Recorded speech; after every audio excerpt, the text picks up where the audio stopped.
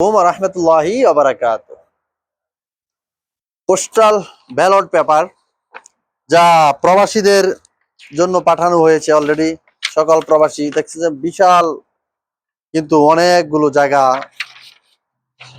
দলের মানে মার্কা দেওয়া হয়েছে, অনেক মার্কা। তো তাদের জন্য একটা নির্দেশনা বলি দেওয়া হয়েছে ভোটারদের জন্য, যেটা বিশেষ করে প্রবাসী যারা তাদের জন্য। তো কি লিখছে, ডাক হাতে পাইয়া স্ক্যানার কইরা আপনার অ্যাপসে আপনি ঠিক মতো নিয়ে করেন। তারপরে ত্রয়োদশ জাতীয় সংসদ নির্বাচনে ব্যালট পেপার সকল প্রতীক কি রহিয়াছে, যাহার প্রতিটি প্রতীকের গড়ে ফাঁকা অংশ থাকবে। ওই ফাঁকা অংশের মধ্যে এই যে ফাঁকা অংশ, এই যে দেখছেন দানের শীষের লগে যে ফাঁকা অংশ, দাড়িপাল্লা, দানের শীষ, দালান, কোটা, দেওয়াল, গড়ি, দোতলা, অনেক কিছু আছে। তো ওই ফাঁকা অংশে টিক চিহ্ন বা ক্রস চিহ্ন দিতে হবে, দুটোটাই প্রযোজ্য আছে। এবং জাতীয় সংসদ নির্বাচনের চূড়ান্ত প্রার্থী তালিকা শেষ হইলে তখন এটা দিয়ে আপনি আপনার নিকটবর্তী জায়গায় প্রেরণ করতে পারবেন। ভোট দান এবং ঘোষণাপত্র স্বাক্ষরের পর উভয় ব্যালট পেপার সাদা কামে ভরে তখন সেটা আপনি নির্দিষ্ট জায়গায় দিতে বলা হয়েছে। যেখান থেকে আনছেন পেপারটা এইখানে নিয়ে আসবেন।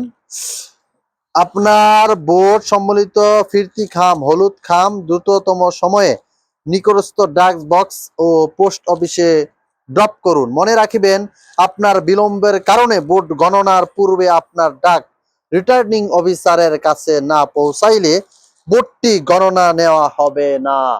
মানে সুতরাং যত দ্রুত সম্ভব আপনি আপনার পোস্ট অফিসের কাছে পাঠিয়ে দেবেন। যদি দেরি হয় তাহলে আপনার ভোটটা আর গণনা হবে না। তো দ্বিতীয় পৃষ্ঠা, ওই পৃষ্ঠার অপর সাইডে লেখা এই যে কিছু, এগুলো হলো আমি এত দ্বারা ঘোষণা করতে যে উপরে নির্মিত এই এত কিছু মানিয়া আমি স্বাক্ষর করি।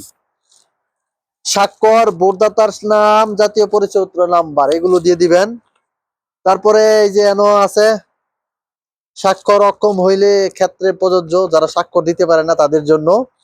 তারপরে আবার ভোটদাতার কক্ষে সত্যায়নকারীর ব্যক্তির স্বাক্ষর, তারিখ, নাম, জাতীয় পরিচয়পত্র এবং সবকিছু দিয়া ভোটদানের পক্ষে সত্যায়নকারী ব্যক্তির স্বাক্ষরও লাগবে। বারে কত সিস্টেম। তো যাই হোক, এই যে দিছে এগুলো আপনাগুলোকে দেখাইলাম আর কি, আঙুলে কি দিছে বুঝছেন। তো যাই হোক, অনেকে যার যেটা ভাল লাগে। আবার এই যে গণভোটের ইয়েও দিছে, দিয়া পাঠাই দিবেন, ঠিক আছে।